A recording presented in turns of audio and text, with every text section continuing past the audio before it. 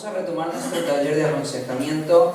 En la primera sesión estuvimos hablando acerca de un concepto que era el concepto de la suficiencia de las Escrituras. La palabra es suficiente para tratar cualquier tipo de temática, cualquier tipo de problema de comportamiento, cualquier desorden comportamental se puede abarcar desde las Escrituras, y las Escrituras son eficaces, eficientes para tratar todo este tipo de temas, ¿cierto? Las Escrituras y la palabra de Dios tienen el poder para crear el universo, y si tiene el poder para crear el universo, tiene el poder para renovar y transformar una vida, ¿cierto? Aún la vida más quebrada por causa del pecado puede ser restituida y restaurada por el poder de la palabra de Dios. Y dijimos que este iba a ser nuestro fundamento, nuestro punto de partida. Si yo no tengo esta convicción, si yo no creo que las Escrituras son todo suficiente para trabajar en la vida de una persona, cualquiera sea su problema, cualquiera sean sus adicciones, cualquiera sean los desafíos comportamentales que él tenga, entonces nada de lo que yo diga desde este púlpito te va a cerrar, ni te va a ser útil. Porque primero tienes que convencerte de eso, las Escrituras son todo suficientes, ¿cierto? Después, cuando pasamos el tema de la todo suficiencia de las Escrituras, pasamos a la metodología del Señor, que es lo que el Señor va a usar para llevar a cabo el cambio, el proceso de cambio. Y hablamos de que el Señor va a utilizar una herramienta, ¿cierto?, para llevar a cabo el cambio de las personas. Esa herramienta tiene un nombre, se llama la iglesia, ¿cierto? Y hablamos acerca de las condiciones para que esa iglesia sea efectiva, hablamos del equipamiento, ¿cierto?, de esa iglesia, y finalmente hablamos de las dinámicas de esa iglesia. Si queremos ver personas restauradas, si queremos ver personas que sean libradas de las consecuencias de sus pecados, si queremos ver personas libres de sus esclavitudes, ¿cierto?, de sus comportamientos autodestructivos, si queremos ver personas realmente transformadas, tenemos que entender una cosa: en la ecuación hay un elemento coyuntural importante y prioritario que va a ser la iglesia. La iglesia es lo que Dios quiere usar para transformar la vida de las personas. Sin importar el problema que tengan, sin importar que sea depresión, sin importar que venga con un matrimonio destruido, sin importar que sea un irascible, sin importar que sea un inmoral, no importa lo que sea, lo que Dios quiere usar es una iglesia que sea humilde, que sea mansa, ¿cierto? Una iglesia que esté equipada, ¿cierto? Pero también una iglesia que viva dinámicas sanas de interdependencia, donde en la actividad propia de cada miembro el cuerpo recibe el crecimiento, ¿cierto? La herramienta de Dios. Entonces ya hablamos de la suficiencia, ya hablamos de la herramienta de Dios, y ahora vamos a hablar de los procesos que Dios ha establecido en las Escrituras. Y vamos a volver a Efesios capítulo 4. Vamos a volver a Efesios capítulo 4. Los procesos. Entre el versículo 17 y el versículo 21, Pablo lo que va a hacer es un ejercicio de contraste. Él va a recordar una vez más lo que eran antes de Cristo, ¿cierto? Y cómo la gente sin Cristo se comportaba, cuáles son las características de aquellas personas que están gobernadas por el príncipe de la potestad del aire. Estas personas no viven para luchar en contra del pecado. Estas personas no viven para luchar en contra del pecado. Estas personas viven para su propio pecado, ¿cierto? Y perdón que sea un poquito radical en lo que menciono, realmente estoy convencido del punto, pero creo que muchas veces las personas acuden a fuentes, incluso creyentes, acuden a fuentes no bíblicas para resolver problemas comportamentales simplemente porque no quieren hacerle frente al pecado que hay en sus corazones. La lucha en contra del pecado es una lucha muy desgastante, es una lucha que requiere diligencia y es una lucha ardua. Y muchas veces, claro, es mucho más fácil que alguien venga y te diga que el problema que tenés es debido al contexto donde naciste, a los padres que tuviste. Es mucho más fácil que una persona ante la ansiedad, ¿cierto?, te dé una píldora y vos te puedas ir a la cama tranquilo, que trabajar para entender tu propio corazón, estudiar diligentemente las Escrituras, exponerte ante la vida de tus hermanos, ¿cierto?, de la iglesia, ser humilde para que puedan permear en tu vida y decirte lo que estás haciendo mal. Y trabajar arduamente para poder encontrar la respuesta en Dios y en las Escrituras para resolver el pecado. Claro, es mucho más fácil si te doy una pastilla y a la noche te puedes ir a dormir, ¿cierto? Porque claro, el patrón del mundo es que ellos no quieren hacerle frente a la realidad de su corazón. El patrón del mundo es que ellos no quieren reconocer, ¿cierto?, que ellos están afectados por el pecado. El patrón del mundo, ¿cierto?, es: yo no quiero hacerle frente a la realidad de mi corazón, yo no quiero reconocer que estoy totalmente depravado, yo no quiero reconocer que estoy radicalmente depravado. Al contrario, yo me amo mucho a mí mismo, yo me valoro, me estimo a mí mismo, y lo puedo expresar de muchas formas, siendo un arrogante o teniendo baja autoestima. El que es muy arrogante dice: yo soy el mejor del mundo. El que tiene una baja autoestima es: nadie me valora como tendrían que valorarme. Y son dos problemas de orgullo, solamente que con diferente enfoque. Entonces, lo que tenés ahí, ¿cierto?, es un problema coyuntural importante, y es que la gente no quiere hacerle frente a su realidad espiritual. Compruébalo predicando el Evangelio. Anda a predicar el Evangelio y decirle a las personas: mira, lo que necesitas es quebrarte delante de Dios. Lo que necesitas es llorar. Lo que necesitas es reconocer que sos un pobre. Lo que necesitas es darte cuenta de que no tenés ningún tipo de seguridad en vos mismo. Lo que te necesitas es reconocer que estás totalmente separado de Dios. Lo que necesitas reconocer es que la ira de Dios viene sobre vos y vos la mereces. Lo que necesitas es entender que has ofendido a Dios con todo tu corazón. Lo que necesitas entender es que no deseas a Dios. Lo que necesitas entender es que Dios te creó para sí mismo y vos te resistís a vivir para sus propósitos y bajo su señorío. Lo que necesitas entender es que todo lo que te está ocurriendo es porque vos lo has logrado y obtenido. No es culpa del entorno, no es culpa de tus padres, no es culpa de tu trabajo, no es culpa de los problemas matrimoniales, es culpa de tu propio corazón. Pero la gente no quiere escuchar eso. Las personas no quieren escuchar la realidad de su corazón. Las personas no quieren reconocerse a sí mismas como pecadores. Esa es la tendencia natural del hombre. Y eso es precisamente lo que Pablo está diciendo en el versículo 17 al 21. Ahora, en el 22 dice: en cuanto a la pasada manera de vivir. Claro, ahora Pablo va a hablar de un nuevo estado, de un nuevo lugar, de una nueva posición, ¿cierto? Esto era antes, ¿cierto? Si vos estás en Cristo, si vos sos un creyente, una de las cosas que tendrías que empezar a experimentar, ¿cierto?, son la experiencia, por ejemplo, de Pablo. Cuando él habla acerca de sí mismo en un estado de madurez, habiendo fundado más de 13 iglesias, habiendo entrenado a muchos hombres, siendo un apóstol, habiendo sido inspirado por Dios para escribir más de la mitad de nuestro Nuevo Testamento, siendo un hombre muy espiritual, él dice: de los pecadores yo soy el primero. Claro, el creyente maduro, a medida que va pasando el tiempo, se va dando cuenta y es cada vez más consciente de la profundidad de su depravación. Y eso es lo que lo acerca más a Dios, eso es lo que le hace desear más a Dios. El creyente no se siente más seguro en la medida que va pasando el tiempo, al contrario, el creyente a medida que va pasando el tiempo cada vez es más consciente de su propio pecado.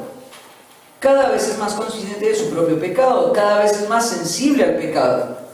Cada vez más se expone delante de Dios, y entre más te acercas a Dios, más impuro e inmerecedor te sentís vos. Es como la experiencia del profeta Isaías cuando está delante del trono alto y sublime, ¿cierto? Y cuando él se ve en esa escena, siendo el hombre supuestamente más piadoso de toda la tierra, dice: ¡ay de mí, que soy hombre muerto, que siendo un hombre de labios inmundos y viviendo en medio de un pueblo de labios inmundos, he visto al Señor! Esa es la experiencia de la persona que se acerca a Dios. Entre yo más crezco en mi vida espiritual, confío menos en mí y me doy cuenta más de la profundidad de mi depravación, de cómo el pecado me ha afectado. No me siento más seguro, no me siento mejor. Entonces, claro, tenés que entender eso. Tenés que entender que hay una vieja manera de vivir, pero que, claro, en la sesión anterior dijimos: si Dios nos escogió desde antes de la fundación del mundo, esto se va a evidenciar en que vamos a vivir y vamos a aspirar a una vida de santificación, ¿cierto? Él nos escogió para ser santos y sin mancha delante de Dios. Entonces yo tengo una perspectiva del pecado y veo y reconozco que hay una vieja vida de la que me tengo que despojar. Y voy a utilizar 3 infinitivos ahí. Bueno, no están en infinitivo acá, pero sí en el idioma original. Ahí en el 22 dice despojaos, después va a decir de renovaos, y finalmente en el 24 vestíos, ¿sí? Entonces vamos a hablar un poquito acerca de cómo ocurre esta dinámica del cambio, ¿cierto? Vamos a hablar de afirmando la dinámica del cambio bíblico.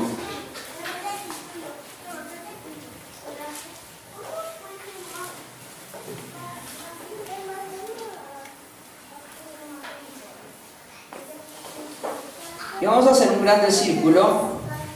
Bueno.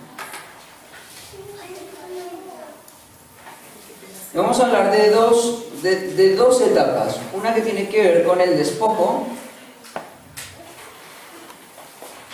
Y un círculo que va a hablar de renovar y de vestir.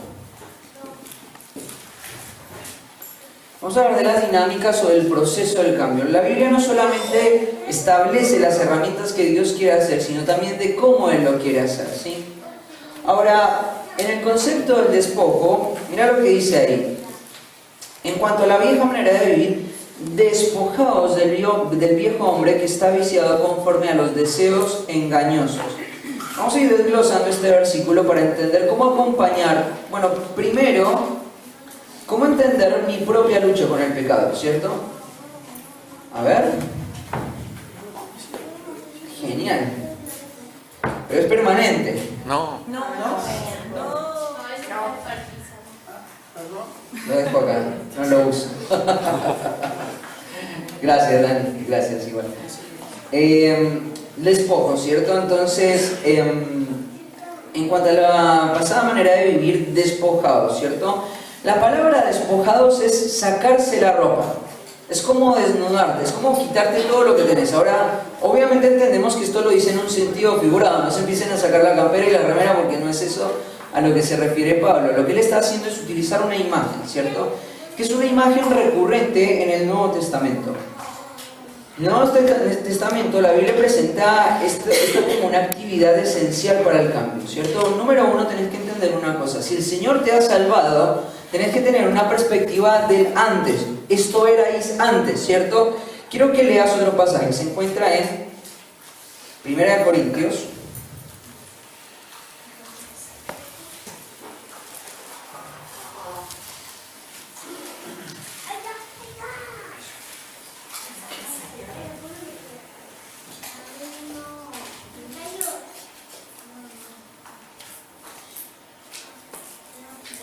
Estoy en romano, por eso no lo entendía. Yo dije, no puede ser que... Estoy seguro que la cita. Capítulo 6, versículo 9. ¿No sabéis que los injustos, 1 Corintios, capítulo 6, ¿qué pasó? Abajo el púlpito, de este lado. De este lado. Ahí está. Ahí, dale. Ah, no lo veía. Qué grande, genial, gracias. Yo veía la cultura y decía, no veo nada. Mirá lo que dice el capítulo 6 de 1 Corintios. Alguien que me ayude leyéndolo, versículos 9, 10 y 11. ¿No sabéis que los injustos no heredarán el reino de Dios? No erréis, ni los fornicarios, ni los idólatras, ni los adúlteros, ni los afeminados, ni los que se echan su varón, ni los ladrones, ni los avaros, ni los borrachos, ni los maldicientes, ni los estafadores heredarán el reino de Dios. Y esto erais algunos, mas ya habéis sido lavados y habéis sido santificados y habéis sido justificados en el nombre del Señor Jesús y por el Espíritu de vuestro Dios. Mira lo que está planteando este versículo. Hace una lista de pecados, ¿cierto? Pero la lista de pecados que menciona no es solamente pecados, sino los está asociando a un patrón de vida, ¿cierto? Una característica de vida. Está asociándolos a un estilo de vida. Esto erais algunos de vosotros. Pero hay una cosa que vos tenés que entender. Si vos llegaste a Cristo, si vos sos un escogido de Dios, ¿cierto? Quiero decirte una cosa. En el versículo 11 dice, y esto erais algunos de vosotros. Si me tildo mucho, ténganme paciencia. Estuvimos trabajando con la pala, lo cual no estoy habituado, así que no me funciona muy bien el cuerpo hoy. Pero bueno, ténganme un poquito de paciencia. Mirá lo que dice el versículo 11, en cuanto a esta lista. Esto erais algunos de vosotros. Esto formaba parte de tu vieja vida, ya no forma parte de tu vida. Vos tenés que entender una cosa, si sos un hijo de Dios, tenés que afirmar tu identidad en el Señor. Por eso cuando Pablo quiso afirmar a la iglesia de Éfeso, lo primero que hizo en los primeros 3 capítulos fue hablar acerca de la identidad del creyente. El creyente tiene que entender de base que ha sido escogido por Dios. Y ahora está en Cristo, no porque lo haya ganado, no porque él tenga mérito, sino porque Dios ha querido salvarlo del puro efecto de su voluntad. Eso es el pilar para tu identidad como creyente. Y entonces vos sabes que sos un hijo de Dios, pero si sabes que sos un hijo de Dios, además vas a creer lo que dice el capítulo 2 de Efesios, ¿cierto? Estabais muertos en vuestros delitos y pecados. Esto formaba parte de mi antigua vida, ya no es parte de mi antigua vida. Ahora, cuando la salvación llega a mi vida, la realidad es que el pecado no desaparece. No desaparece, el pecado sigue estando presente, ¿cierto? Romanos capítulo 5 dice que el Señor nos ha amado aún siendo pecadores. En capítulo 7 de Romanos, Pablo dice que encuentra una ley en sus miembros, y eso es la experiencia de un creyente. Está hablando Pablo como creyente. ¿Cuál es esa ley? Que lo que él no quiere hacer, eso termina haciendo. Y lo habla en términos de ley. Lo que él no quiere hacer, eso termina haciendo. ¿Cierto? Y lo que él desea hacer, eso no hace. Es una ley que él encuentra en sus miembros. Y esta es la experiencia de muchos de nosotros, ¿cierto? Cuando estamos luchando, cuando caemos en un pecado, no lo quiero hacer, pero lo vuelvo a hacer. Esto es una ley. Y después Pablo termina diciendo, miserable de mí, ¿quién me librará de este cuerpo de muerte? Esa es la experiencia del creyente. El creyente, a medida que va pasando el tiempo, se da cuenta de que su corazón emana el pecado, está el pecado. Pero la forma en la que tenés que ver ese pecado no es pensando de que eso forma parte de tu identidad. No sos más un fornicario, no sos más un afeminado, no sos más uno de los que se echa con hombres, porque eso erais antes de Cristo, eso erais algunos de vosotros, mas ahora habéis sido limpiados. Pero entonces, ¿cómo comprendo esta idea? Lo que tengo que entender es que mi vida sigue siendo afectada por el pecado. Yo llegué a Cristo siendo un pecador, y cuando llegué a Cristo empecé un proceso donde me voy a empezar a sacar las vestiduras de ese viejo hombre. Es como una cebolla, ¿viste? La cebolla está armada por capas. Vos le sacás 1, 2, 3, 4, ¿cierto? Hasta que ya no hay más cebolla, ¿cierto? Imagínate que tu vida es como una cebolla, que vos la estás desarmando en capas. Y cada una de esas capas son los pecados que vos vas encontrando. Pero desarmar esa cebolla te va a tomar toda la vida. Pero tenés que aprender a distinguir estas dos grandes verdades. Por un lado, ya habéis sido lavados, no sos más eso. Tenés que afirmar tu identidad en Cristo. Si no puedes afirmar tu identidad en Cristo, no vas a poder luchar en contra del pecado. No lo vas a poder hacer, sin importar cuál sea el pecado que vos estás enfrentando. Si es la ansiedad, si es la inmoralidad, no sé cuál es el pecado con el que estás lidiando. Si vos no puedes afirmar tu identidad en Cristo, si vos no puedes verte a vos mismo como creyente, si vos no estás seguro de tu profesión de fe, necesitas afirmar este pilar fundamental. Porque sin esto no vas a poder empezar a vivir esta dinámica del cambio. Tenés que afirmar que esto erais antes de Cristo.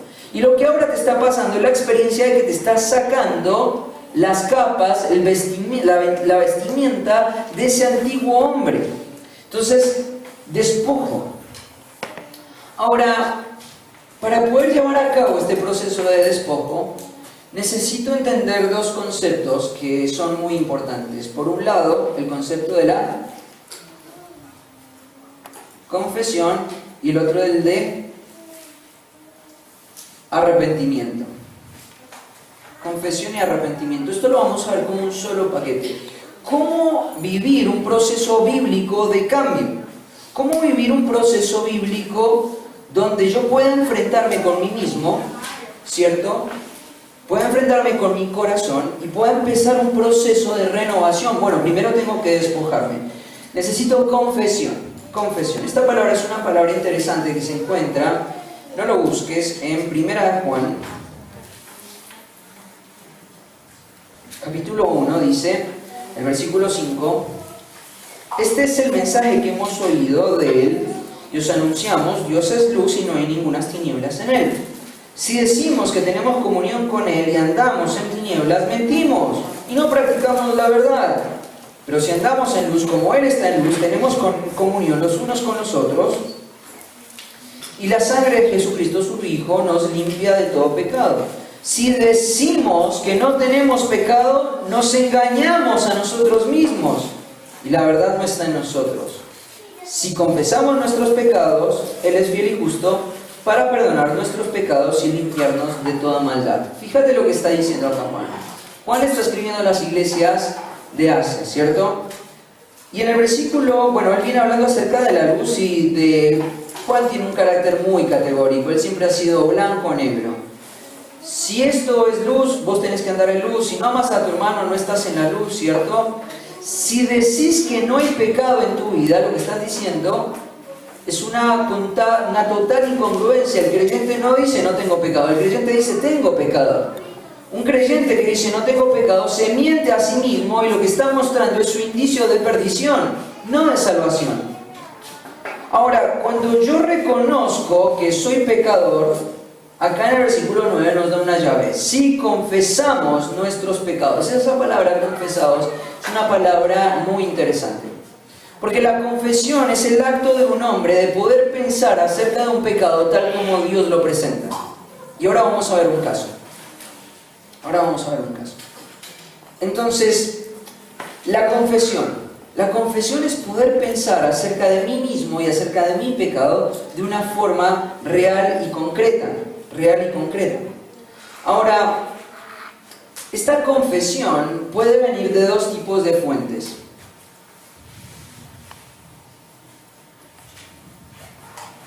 Una externa y una interna. Quiero que vayamos a Hebreos,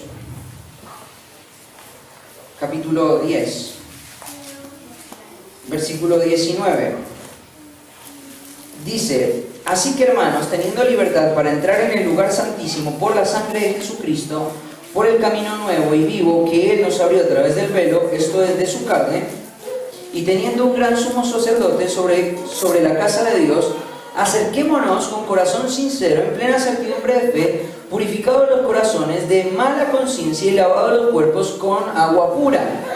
Fíjate lo que está diciendo ahí. Lo que está diciendo es la realidad de un creyente. El creyente en Cristo tiene acceso a Dios. Él tiene una posibilidad que antes no tenía.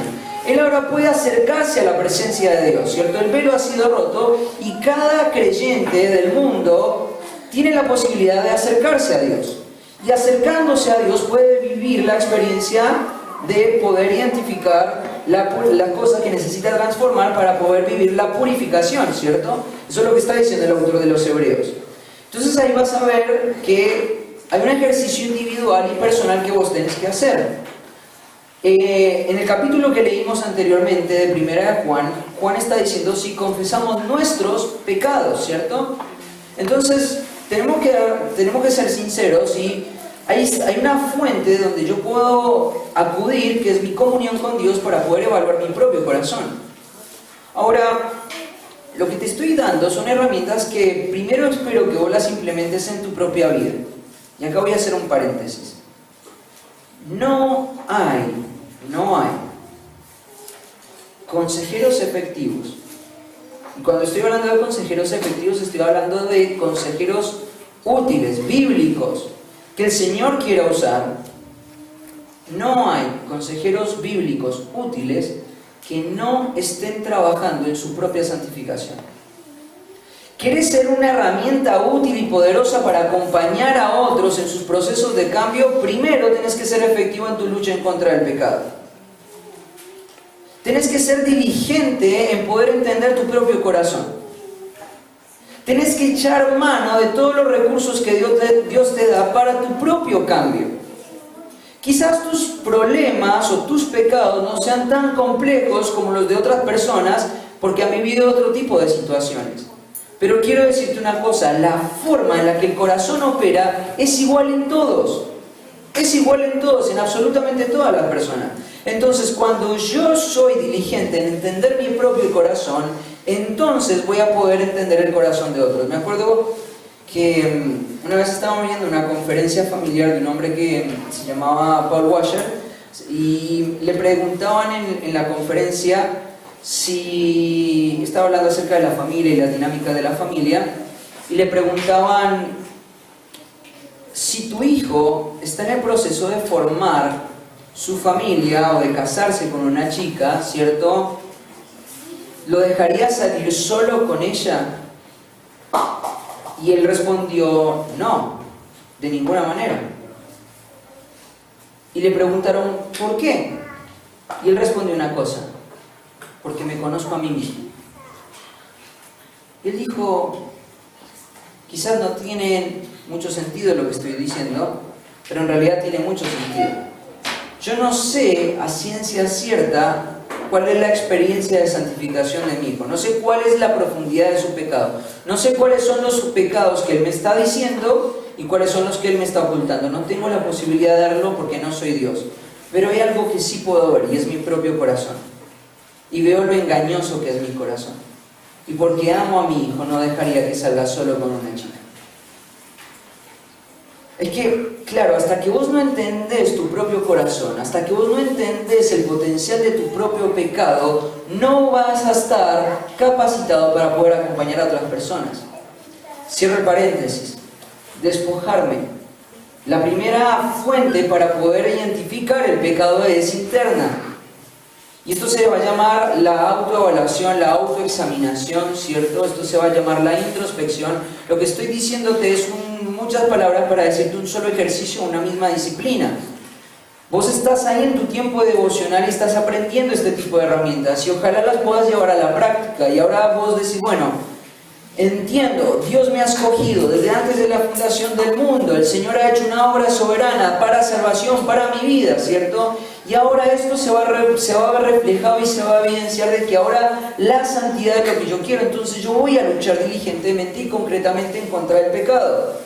Y entonces ahora voy a tener mi tiempo devocional, y va a ser un tiempo devocional intencional. Voy a apartar un tiempo para orar y para poder entender mi propio corazón. Señor, mostrame. Y vas a empezar a hacer una evaluación de tu último día. ¿Cómo fue tu último día? Quizás sos una ama de casa que está criando chicos y por ahí tu hijo rompió un frasco con comida, ¿cierto? Y lo desparramó. Y fue una travesura, y en ese momento, en vez de verlo como una travesura, lo que viste es todo lo que te implica ahora limpiar. Y actuaste en egoísmo, ¿cierto? Y te enojaste contra tu hijo y lo gritaste y lo maltrataste, ¿cierto? Solamente porque no querías limpiar la suciedad que él generó, el caos que él generó. Y te das cuenta de que tu hijo está aprendiendo a vivir, aprendiendo a manejarse, aprendiendo a moverse solo, ¿cierto? Y lo que te llevó a enojarte fue tu actitud egoísta frente a él. Y ahora frente a la palabra de Dios, frente a la oración, el Señor te muestra eso. Y ahora puedes identificar un pecado, el egoísmo. Pero ese egoísmo no viene solo. Quizás hay muchos otros pecados. Quizás hay rebeldía, ¿cierto? Porque la crianza se hace en amonestación y en disciplina del Señor.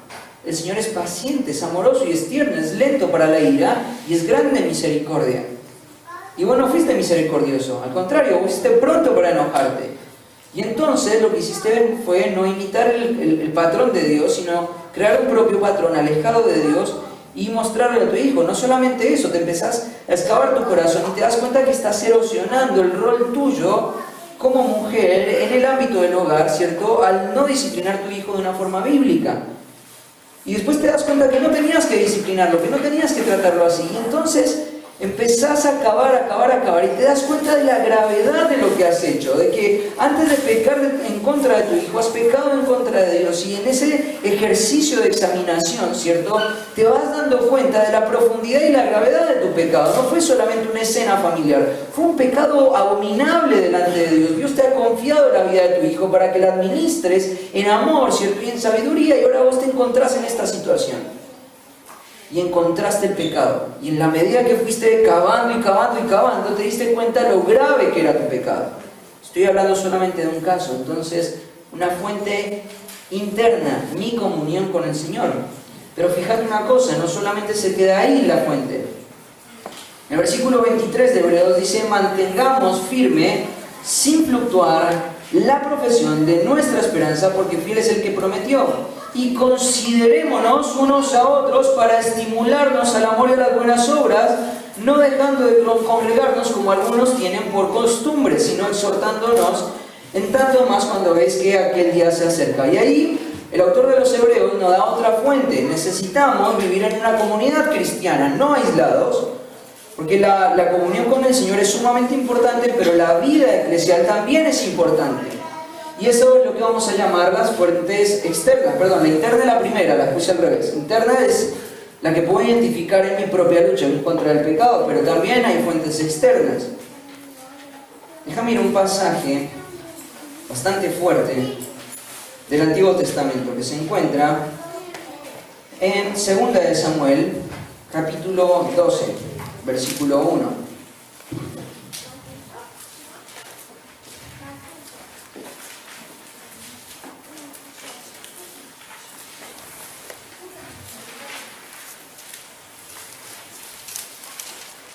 En el capítulo 11 nos cuenta la caída de David con Betsabé, ¿cierto? Conocemos esta historia. Es una historia muy trágica, muy triste.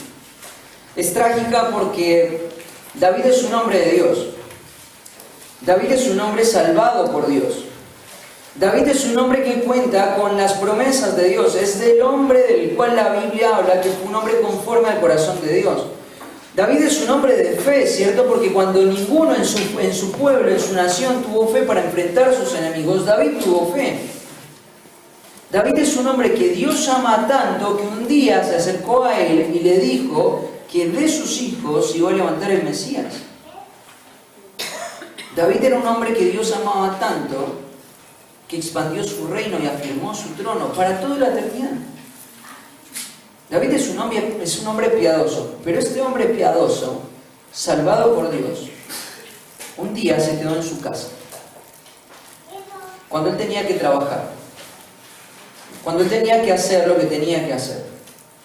Se acercaba la primavera y él tenía que defender al pueblo de Dios. Él había sido puesto para velar por el pueblo de Dios, pero él, como vio que su terreno, su imperio, su reinado estaba asegurado, él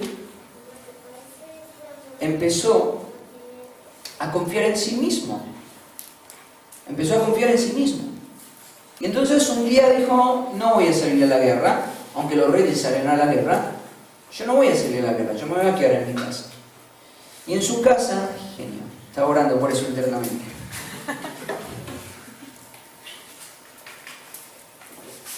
Y quedándose en su casa, una mujer imprudente se está bañando de forma tal de que puede ser vista por este rey. Y el rey la mira y la codicia, la desea, y ahora su corazón se va a gobernar por la inmoralidad y él la va a mandar a llamar. Y sus siervos que estuvieron cerca de este hombre piadoso le van a recordar que esta mujer está casada. Le van a advertir que esta mujer está casada, que no le es lícito tomarla, pero él, como va a hacer abuso de su autoridad, la hace llamar y la toma. Tiene un acto inmoral con ella. Pero no solamente eso. Como él la tomó, como él la deseó, como él cayó con ella y tiene autoridad para administrar el pueblo de Dios, ahora va a ser un fraude. Él va a hacer un abuso de su autoridad y va a llamar a uno de sus generales y le va a decir que ponga al esposo de esta mujer en el frente de batalla en la próxima guerra. Cosa que cuando él salga a la guerra sea casi seguro que él muere. Y este hombre muere. Y ahora, muerto, David se va a sentir en libertad de tomar a esta mujer. Una vez que David hace esto, pasa aproximadamente un año. Un año de haber hecho este pecado atroz. Y mira el capítulo 12. Jehová envió a Natán, a David, y viniendo a él le dijo: había dos hombres en una ciudad, el uno rico y el otro pobre. El rico tenía numerosas ovejas y vacas, pero el pobre no tenía más que una sola corderita, que él había comprado y criado, y que había crecido con él y con sus hijos juntamente, comiendo de su bocado y bebiendo de su vaso, y durmiendo en su seno, y la tenía como una hija. Y vino uno de camino al hombre rico, y éste no quiso tomar de sus ovejas y de sus vacas para guisar para el caminante que había venido a él, sino que tomó la oveja de aquel hombre pobre y la preparó para aquel que había venido a él. Entonces el furor de David se encendió en gran manera contra aquel hombre, y dijo a Natán: vive Jehová, que el que tal hizo es digno de muerte.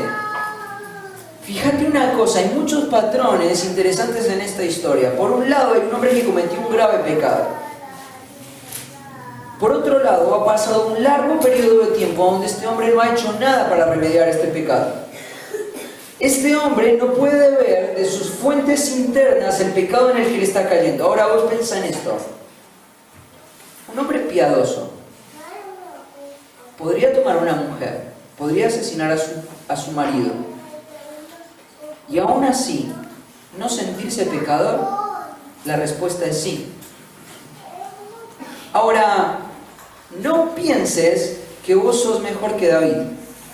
No pienses que vos sos mejor de David. No te sientas seguro a la luz de la historia de David, porque estoy seguro que ninguno en esta habitación llegó a ser tan piadoso como David lo fue. Ninguno. Y David fue un hombre muy piadoso. Lo que tenés que hacer frente a historias como estas es darte cuenta del potencial que tu propio corazón tiene con el pecado, aún siendo creyente. Y entonces David es un hombre que ha pasado un periodo largo de tiempo, que no está viendo su propio pecado, pero lo peor de todo esto es que su propio estándar de justicia no está por el piso, está allá arriba. Y entonces, como su estándar de justicia y su sentido de justicia propio está tan arriba, su furor se enciende. Y él se cree en la capacidad y en el lugar y en la autoridad moral para poder traer juicio a este hombre que ha hecho este acto atroz, que es quitarle la ovejita a este hombre, ¿cierto? Y fíjate cómo sigue el texto. No solamente es digno de muerte, debe pagar la cordera con 4 tantos, porque hizo tal cosa y no tuvo misericordia. Entonces Natán dijo a David: tú eres aquel hombre. Yo no sé si vos te das cuenta de este pasaje, pero cuando lo leo, tiemblo, porque soy consciente que yo tengo el potencial como creyente de hacer un acto atroz como este. Y amén por la vida de hombres como Natán.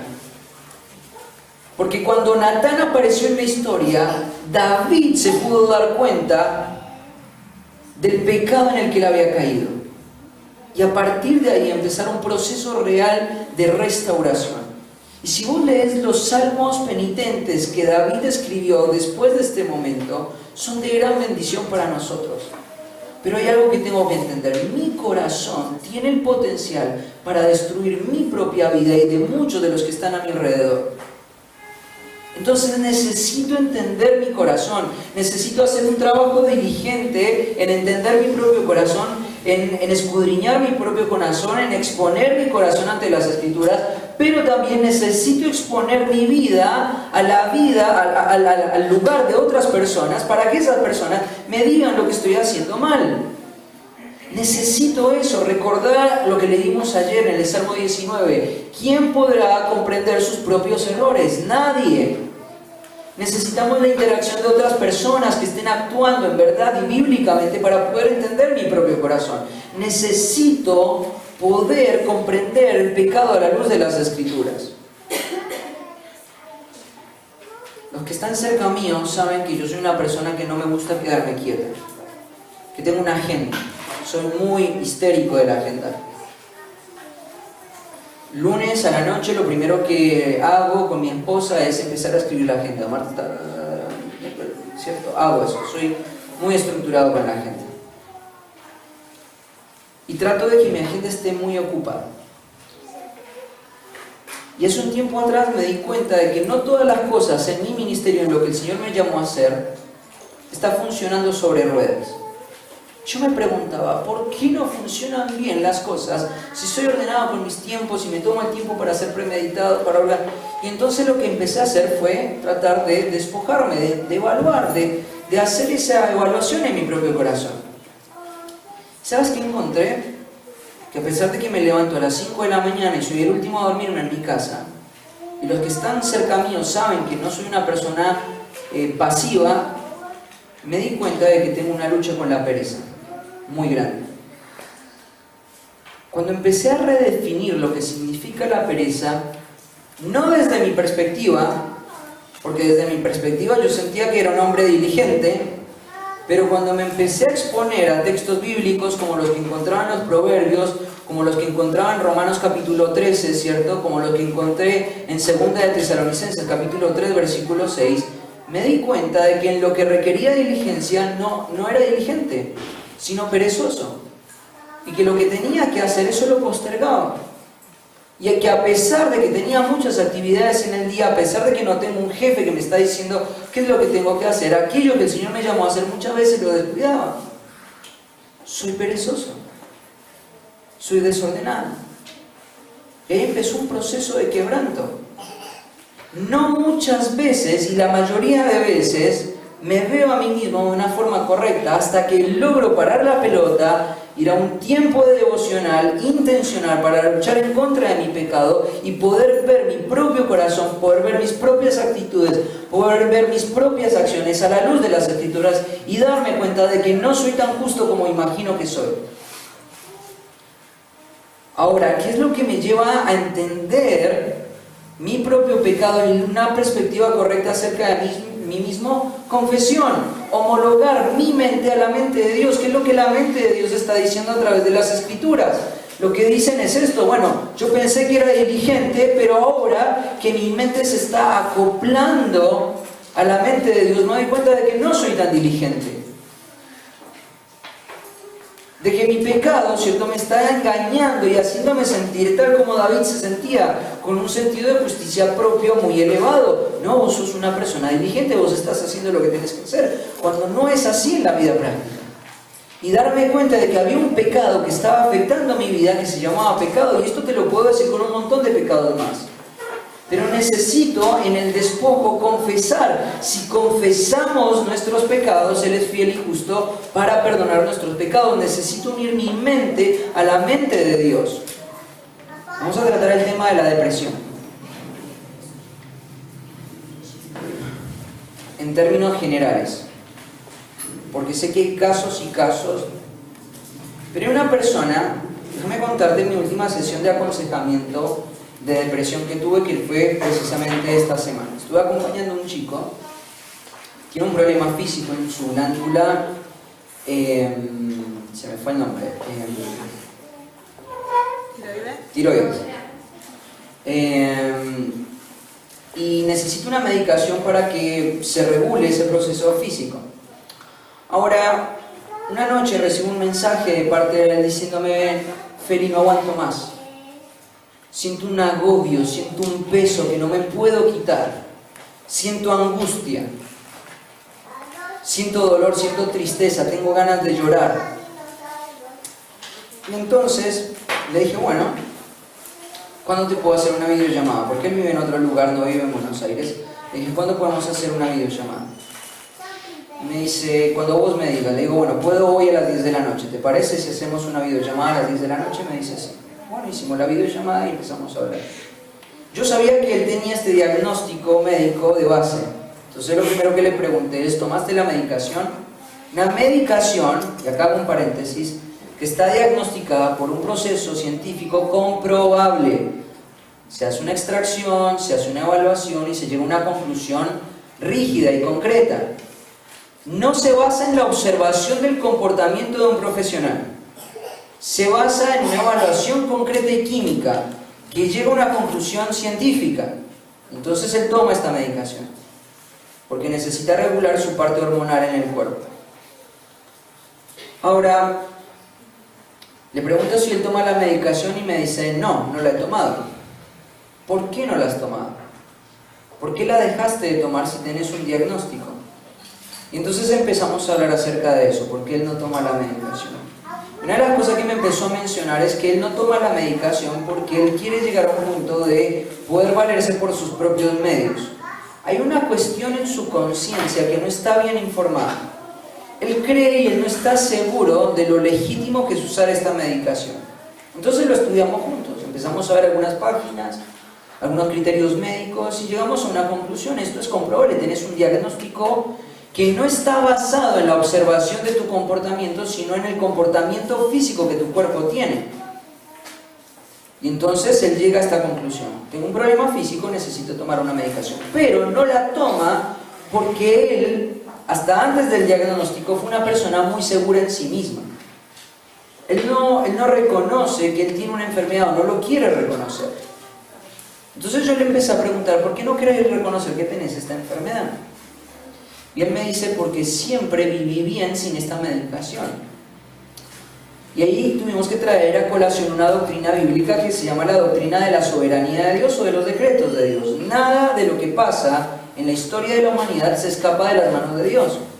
Leímos Isaías capítulo 10, ¿cierto? Como el Señor trajo dolor al pueblo de Dios, ¿cierto? Por medio de Asiria, y empezamos a hacer un estudio y llegamos a una conclusión. Dios no tiene una participación pasiva en la historia de la humanidad, tiene una participación activa en la historia de la humanidad. Dios está llevando todo hacia donde Él quiere. Y tu enfermedad, la enfermedad que hoy tenés diagnosticada, forma parte de Dios, del plan de Dios. Esto no es solamente que Dios lo permitió, esto es lo que Dios quiere para tu vida. Quiere que vos tengas esta debilidad, quiere que vos tengas esta predisposición médica, quiere que vos tengas esta enfermedad. Y en medio de esta enfermedad trabajar en tu carácter y en tus pensamientos para llevarte a ser santo y sin mancha delante de Él. Y tenés que reconocer que hoy Dios está poniendo un limitante en tu vida, una limitación. Ya no puedes valerte como antes te valías por tus propios medios. Ahora tenés una enfermedad y Dios la ha traído. Ahora, lo que pasa acá es un problema, hay un pecado que se llama el orgullo. El orgullo te lleva a querer valerte en tus propios medios y Dios te está llevando a un punto donde no puedes valerte en tus propios medios. Y empezamos a hacer todo esto. Ahora, una de las cosas que también le puse en la perspectiva a él fue mostrarle que su comportamiento físico del cuerpo no es un pretexto para que tenga los pensamientos y las mentiras que él tiene. No importa cuál sea la enfermedad que tengas, no sé si sea hipotiroidismo de Hashimoto, que es una enfermedad, ¿no? Hashimoto es así. Es una enfermedad o no, y no importa que tengas un cáncer terminal. Todas y cada una de las cosas que Dios ha traído a tu vida no son parte de lo que Él permitió, sino parte de lo que Él quiere en tu vida. Él quiere que vos tengas cáncer, Él quiere que vos tengas hipotiroidismo, Él quiere que tengas la enfermedad que estás atravesando, porque lo que Dios quiere es orquestar toda la historia de la humanidad para llevar a sus redimidos a ser santos y sin mancha delante de Él. Y si el sabio y trino Dios, eterno y poderoso y soberano, entiende que la mejor forma de llevarte un proceso de transformación es traer la prueba a tu vida, tocando tu salud, Él lo va a traer. Y yo tengo que entender que Dios está detrás del telón moviendo todos los hilos. Y tengo que confiar en que lo que Él planeó para mi vida es lo mejor. Tengo que recordar pasajes como Romanos capítulo 8. Todo lo que Dios trae a nuestra vida, a los que le aman, es para nuestro bien. Ahora, tenés que redefinir qué es nuestro bien. Nuestro bien no es tener mejor salud, nuestro bien no es tener mejor casa, nuestro bien no es tener mejor auto, nuestro bien no es una mejor reputación. Nuestro bien es que cuando lleguemos a la eternidad tengamos un peso de gloria significante. Seamos hechos a la imagen de Dios. Lleguemos al tribunal de Cristo aprobados, con una limpia conciencia. Eso es nuestro bien, ¿cierto? Eso es lo que nosotros deseamos. Entonces, necesito confesión, necesito que cualquiera sea la situación que estoy atravesando, si es la lucha con la ansiedad, y hay diferentes luchas o diferentes grados de lucha con la ansiedad. Hay personas que son ansiosas, como yo, cuando está organizando un programa, y otras personas que están gobernadas por la ansiedad, y no lo va a resolver un ansiolítico, lo va a resolver que esta persona pueda alinear sus pensamientos a la mente de Dios y empiece un proceso de cambio, una dinámica del cambio. Pero la persona nunca va a cambiar genuinamente si primero no puede pensar correctamente acerca de sí mismo. Va a necesitar entender la doctrina de la antropología, va a necesitar entender la doctrina de la amartiología, necesita entender la doctrina de la soteriología, cómo la salvación impacta la vida del creyente. Y ahí es cuando la teología se vuelve tan apetecible y tan deseable, porque cuando yo te hablo de teología, no te estoy hablando de un profesor en un seminario teológico que tiene corbata y donde todos hablan un idioma difícil. No te estoy hablando de ese tipo de teología, te estoy hablando de la teología práctica que te lleva a ser útil a la hora del aconsejamiento y a la hora de batallar en contra de tu propio pecado. Necesito confesar, alinear mis pensamientos a la mente de Dios. Segundo, arrepentimiento. Vamos a ir a Isaías, a 2 de Corintios. ¿Qué tenía que ver Isaías con 2 de Corintios?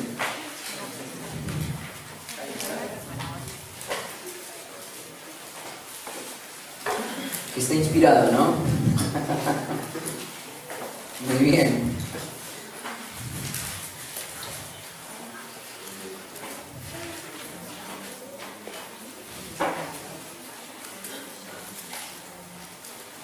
Mira lo que dice el capítulo 7, versículo 5. Alguien que me ayude leyendo el versículo 5 hasta el 10. Porque es cierto, cuando vinimos a Macedonia, 2 Corintios, ¿no? ¿Sí? ¿Cómo? 2 Corintios 7, 5 al 10. 2 de Corintios, capítulo 7, versículo 5 al 10. Sí, perfecto. Porque es cierto, cuando vinimos a Macedonia, ningún reposo tuvo nuestro cuerpo, sino que en todo fuimos atribulados. De fuera conflictos, de dentro temor. Pero Dios consuela a los humildes, nos consoló con la venida de Tito. Y no solo con su venida, sino también con la consolación con que él había sido consolado por vosotros, haciéndonos saber vuestro gran afecto, vuestro llanto, vuestra solicitud por mí, de manera que me regocijé aún más. Porque aunque os contricé con la carta, no me pesa, aunque entonces lo lamenté, porque veo que aquella carta, aunque por algún tiempo o constricto. Ahora me gozo, no porque hayáis sido conquistados, sino porque fuisteis conquistados para arrepentimiento, porque habéis sido conquistados según Dios, para que ninguna pérdida padecieseis por nuestra parte. Porque la tristeza que es según Dios produce arrepentimiento para salvación, de que no hay que arrepentirse, pero la tristeza del mundo produce muerte. Este es un pasaje sumamente apasionante, porque lo que este pasaje hace es redireccionar tu perspectiva como consejero. Como consejero, tenés que entender una cosa: tu meta no es hacer a las personas felices. O en un sentido sí, pero en un sentido no. ¿A qué me refiero? Hoy se habla mucho acerca de la felicidad, ¿cierto? Es un concepto que se habla repetidamente, ¿cierto? De buscar la felicidad, ¿cierto? Si a vos te hace feliz, hacelo. Hay una palabra que se está utilizando mucho, incluso en el mundo evangélico, el concepto del tóxico, ¿no? ¿Han escuchado acerca de eso? Es una aberración, perdón, me revuelve la panza cada vez que lo escucho. Sí, el otro día tengo la imagen acá, pero de una fotito de un estado. Si hay personas tóxicas, evítalas. Si hay personas tóxicas, evítalas. Tu felicidad es más importante. Y empezaban a describir una persona tóxica. Me acuerdo que hablaban de una persona tóxica como una persona que quiere generar conflicto, o esa persona con la que tenés conflicto, esa persona con la que solés no estar de acuerdo, o esa persona que algunas veces te hace o te dice algo que a vos no te agrada, ¿cierto? Yo lo primero que pensaba es, si esto fuese la verdad absoluta, entonces nadie se podría casar. Nadie se podría casar, ¿no? Evita personas tóxicas, nadie se podría casar, todos somos tóxicos, porque todos somos pecadores, porque todos hacemos muchos conflictos, ¿cierto? Y porque nuestro corazón tiene pecado, entonces no podríamos vivir en comunidad. Si esta fuera la filosofía que tendría que reinar nuestra mente y nuestra iglesia, entonces cerremos la puerta y nos vamos. Pues todos estamos afectados por el pecado. Tenés que redireccionar tus criterios como consejero. ¿Cuál es mi meta como consejero? Les hago la pregunta. Como consejero bíblico, cristiano, ¿cuál es mi meta? A la hora de trabajar en mi propia vida y a la hora de trabajar en la vida de otras personas. La transformación de nuestros corazones a la imagen de la perfección de Cristo. No solamente la mía, sino la de mis hermanos, ¿cierto? Ahora, fíjate una cosa. Mira que pareciera que Pablo es un hombre malo, porque mira lo que dice en el versículo 8. Porque aunque os contristé con la carta, no me pesa. La palabra contristar tiene que ver con entristecer. No me pesa. ¿Por qué no te pesa? Aunque entonces lo lamenté. Claro, Pablo está con una dicotomía, porque él es el consejero de esta iglesia, y él envió una carta, y él sabe que trajo tristeza con esa carta, pero no le pesó. Le pesa en el sentido de que, claro, yo no quiero ver mal a mis hermanos, pero no me pesa que hayan sentido tristeza. Porque veo que aquella carta, aunque por algún tiempo os contristó, ahora me gozo, no porque hayáis sido contristados, sino porque fuisteis contristados para arrepentimiento. O sea, Pablo se goza en ver un tipo de dolor en la gente que le está ministrando. Y ahora estoy entrando en el segundo concepto, que es el arrepentimiento. Porque habéis sido contristados, según Dios, para que ninguna pérdida padecieseis por nuestra parte. Porque la tristeza que es según Dios produce arrepentimiento para salvación, de que no hay que arrepentirse, pero la tristeza del mundo produce muerte. Anda otro pasaje rápidamente, Mateo capítulo 5. Estamos justo en este pasaje. Quiero aprovechar la exégesis del pastor de mi iglesia. Mira las primeras dos condiciones que el Señor Jesucristo establece para los participantes del reino. Bienaventurados los pobres de espíritu, porque de ellos es el reino de Dios. Bienaventurados los que lloran, porque ellos recibirán consolación. ¿Qué forma de empezar un sermón? Imagínate que yo me paro acá y en vez de decirte busca tu propia felicidad, te digo, tenés que ser un pobre de espíritu. Jesús no fue muy popular con su mensaje, ¿no? Tenés que ser un pobre de espíritu. Te voy a poner otro requisito más para entrar al reino de Dios. Tenés que llorar. Te quiero ver llorar.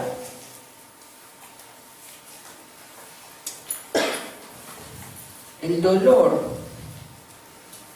bien usado, es una herramienta muy poderosa.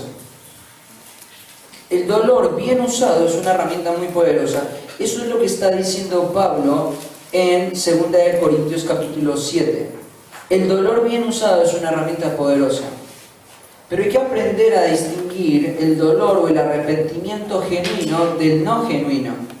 Porque ahí Pablo está distinguiendo un dolor según Dios y un dolor según el mundo. Tenemos que entender qué significan esas palabras. Voy a cambiar de caso. Un hombre que lucha con la pornografía. Esto es un tema muy recurrente en las iglesias hoy en nuestro tiempo. Vos estás acompañando a un hombre que lucha con la pornografía y una de las metas o las primeras metas que vos querés establecer es que él se arrepienta. Y entonces te voy a contar un caso. Va a venir una persona a una sesión de aconsejamiento y te dice, mira, quiero confesarte algo, estoy luchando con la pornografía. Y esto trae mucha alegría al corazón de un pastor cuando un hombre es capaz de poder confesar un pecado de estos, porque entiende que el primer paso para poder ayudarle en un proceso de cambio es que él pueda identificarlo, ¿cierto? Que él pueda confesarlo, que él pueda hablarlo, que él pueda exteriorizarlo. Cuando la persona lo habla, entonces va a poder empezar, o hay esperanza para poder empezar un proceso de cambio. Y entonces él viene y te dice que él quiere ser libre de esto. Pero entonces, en la sesión de aconsejamiento, yo lo veo que está agobiado por el pecado, que él está cansado del pecado, que él por más de 10 años ha estado tratando de vencer esto, y pareciera que cada vez que él pasa un periodo de tiempo sin consumir pornografía, vuelve a caer, y cuando vuelve a caer está más desanimado y lo que consume es peor todavía. Lo que él ve con sus ojos es aún peor, y él está preocupado por la situación en la que él está viviendo, que él está atravesando. Y entonces vos estás ahí escuchándole y él ha confesado su pecado, y ahora vos tenés la oportunidad de ministrar en su vida. Y entonces lo primero que le pregunto es: ¿qué es lo que te causa tanto dolor? Y él te dice: me siento sucio. Bueno, ¿qué más te genera dolor? Me dice: me genera dolor el hecho de que si mi esposa me descubre, entonces mi matrimonio se va a arruinar. ¿Ok? ¿Y hay alguna otra cosa que te cause dolor? Si lo confieso, él estaba justo en un proceso para un cargo en el ministerio. Lo que más me preocupa es que si lo confieso o si la gente se entera, en algún momento voy a perder mi ministerio. Entonces, hubo una confesión o hubo un despojo a medias, un despojo inefectivo. ¿Por qué razón? Porque lo que a él le preocupa de su pecado no es la realidad de su pecado. Lo que a él le preocupa de su pecado son las consecuencias de su pecado. Si él pudiera seguir consumiendo pornografía sin sentirse sucio, con la garantía de que no va a perder su ministerio y sabiendo de que puede seguir en el ministerio, él no vendría a contarme su pecado. Lo que a él lo está motivando es una tristeza que en los términos de Pablo sería según el mundo. Todo lo que a él le preocupa de su pecado ocurre en el plano del mundo. Lo que va a perder del mundo, lo que va a perder del plano de la eternidad. Ahora, cuando yo estoy acompañando a una persona en un proceso de cambio, una de las cosas que tengo que reformular en su conciencia y en instruirle y en buscar y en enseñarle a la persona es que lo que él tiene que experimentar para poder vivir esta primera parte es el dolor por el pecado en sí mismo. Un punto tal donde él esté dispuesto a perder absolutamente todo con tal de ser restaurado. Recordar la experiencia del hijo pródigo cuando él se encuentra con el padre y le dice: perdón, padre, porque he pecado contra el cielo y contra ti. El hijo pródigo es una historia sumamente interesante para un caso de aconsejamiento, porque el hijo pródigo ya vivió las bajezas de Satanás, pero vuelve a su padre reconociendo no solo que ha afectado la relación con su padre, ha afectado primeramente su relación con el cielo. Yo he atentado contra Dios al pecar. Lo que me duele de mi pecado es que cada vez que consumo pornografía, lo que estoy haciendo es pisotear la sangre de Cristo. Y eso es lo que más me duele, porque soy consciente de que mi pecado fue lo que llevó a Cristo a la cruz, a derramar su vida, a derramar su sangre, a ser humillado y a ser maltratado por mi pecado. Lo que me duele es mi pecado, y eso es un arrepentimiento según Dios. Hasta que como creyentes no experimentemos un dolor por el pecado, no vamos a poder experimentar un proceso de cambio. Hasta que no pueda darme cuenta de que la Biblia habla mucho acerca de la angustia y darme cuenta de que cuando estoy angustiado y la angustia está tomando posesión de mi mente a un punto tal donde no puedo dormir, donde no puedo estar tranquilo, donde estoy continuamente acelerado y no puedo reconocer la soberanía de Dios y el control soberano de Dios y el cuidado providente de Él, hasta que no pueda darme cuenta que estoy ofendiendo a Dios con mi pecado, no va a haber proceso de cambio. Y entonces, como consejero cristiano o como un creyente que está luchando en contra del pecado, lo primero que tengo que hacer es tratar de procurar en mi vida dolerme por lo que el pecado verdaderamente significa. Y no hay ninguna fuente en vos para poder llegar a provocar eso en tu propia vida. Tiene que ser la palabra, las escrituras. Estaba en una sesión de aconsejamiento con uno de los chicos de la escuela del Centro de Capacitación Pastoral. Su vida estaba siendo azotada por la pereza, estaba perdiendo materias, estaba muy mal él. Y él había hecho un montón de propuestas para mejorar esto. Estaba empezando a hacer su agenda, estaba empezando a levantarse más temprano, estaba tratando de generar un hábito de mayor disciplina, ¿cierto? Y él se estaba esforzando mucho. Pero una de las cosas que empezó a hacer fue acercarse a la palabra para precisamente entender la pereza. Y me acuerdo que un día estábamos a las 6 de la mañana en una estación de servicio compartiendo y me dice: creo que es la primera vez que sentí asco de mi pecado. Sentí dolor por mi pecado en sí mismo. No por lo que me está haciendo causar. Porque lo que está haciendo causarme solamente es reflejarme que el pecado me lleva a la muerte. Pero me duele el pecado. Estoy odiando el pecado. Y a partir de ese momento pude reconocer en él un patrón de cambio y de transformación genuino. Y lo sé porque soy el profesor de él, porque empecé a ver cómo sus notas empezaron a mejorar. Pero hasta que no sintamos una tristeza, un arrepentimiento según Dios, no vamos a poder vivir un proceso de cambio. Necesitamos entender de que la Biblia es todo suficiente, no solamente para decir de cuál es la herramienta que Él quiere usar, sino también cómo son los procesos de cambio que Él quiere establecer. Y este es el primer gran pilar: arrepentimiento. El arrepentimiento puede ser falso porque es según el mundo, que es falso, o un arrepentimiento según Dios, que es verdadero y que es el que te va a llevar a la vida, ¿cierto? Eso es lo que está diciendo Pablo en 2 Corintios capítulo 7, ¿cierto? Vuelvo a leer el pasaje para reafirmarlo.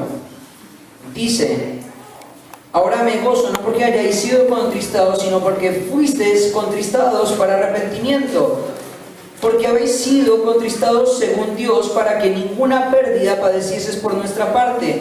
Porque la tristeza que es según Dios produce arrepentimiento para salvación, pero la tristeza del mundo produce muerte. ¿Te das cuenta? Cuando estás acompañando a una persona puede sentir dolor por su pecado, puede llorar por su pecado, puede sentir angustia por su pecado, pero si él se queda en este plano, lo que lo va a llevar indefectiblemente es la muerte. Es la muerte. Lo que él necesita es experimentar un arrepentimiento según Dios. Lo que él necesita es entender de que su pecado lo lleva, ¿cierto?, a ofender a la persona de Dios. Y esto es lo que conduce a la salvación, esto es lo que lleva a la transformación, esto es lo que lleva a la persona a entender realmente lo que el pecado es y por lo tanto empezar un proceso de cambio. Esta redefinición de arrepentimiento no solamente es útil para el aconsejamiento, sino también es útil para una predicación del Evangelio precisa. El arrepentimiento y la fe es el requisito que Dios establece para que una persona llegue a la salvación. Si yo no entiendo lo que es el arrepentimiento bíblico, entonces nunca voy a predicar el Evangelio con precisión. Y te digo una cosa: cuando salís y ves muchas iglesias fieles que durante años fueron fieles y que hoy no lo son, que hoy no tienen problema en invitar al cura del pueblo para que prediquen en sus púlpitos o hacer actividades con cualquier tipo de denominación y desviarse por completo en el error, ¿sabes por qué ocurre eso? Por una falta de precisión en el Evangelio. Una de las cosas que espero que estés experimentando en medio de estas sesiones es darte cuenta de la riqueza que las Escrituras tienen para trabajar en la vida de una persona que ha sido quebrada por el pecado, ¿sí? Bueno, vamos a parar porque tengo mucho más para decir de esto, pero vamos a hacer una pausa. ¿Tenés preguntas? ¿Alguien tiene preguntas? ¿Alguien tiene preguntas? ¿Sí? ¿No? Si tenés preguntas, anótale, la vamos a responder en la sesión de preguntas y respuestas. Sí, pero anotá tus preguntas, no te vayas sin hacer tu pregunta. Me encantan las preguntas, ¿sí? Son muy útiles, son de mucho provecho, ¿sí? Hacemos una pausita y después volvemos.